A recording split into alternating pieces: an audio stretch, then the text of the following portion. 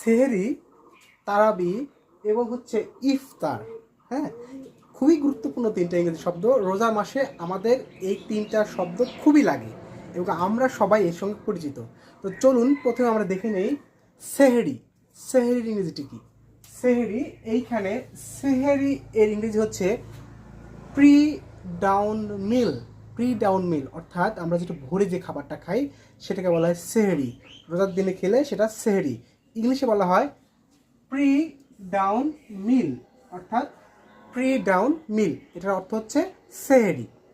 এরপরে দেখি ইফতার। ইফতার, অনেকে ইফতারকে ইফতার IFTAR ইফতার এভাবেও বলে, তবে ইফতারের আরেকটা ইংরেজি বলা যেতে পারে সানসেট মিল। সানসেট মিল অর্থাৎ সূর্য ডুবার পরে যে আমরা খাবারটা খাই সেটা হচ্ছে কি ইফতার, এটাকে বলা হয় সানসেট মিল।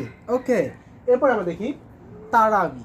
তারাবি, হ্যাঁ, তারাবির ইংরেজিটা হচ্ছে তারাই। তারাউই, তারাউই। উচ্চারণটা হয়তো আমি ভুল হতে পারি, কেউ সঠিক জানলে একটু বলে দিবেন।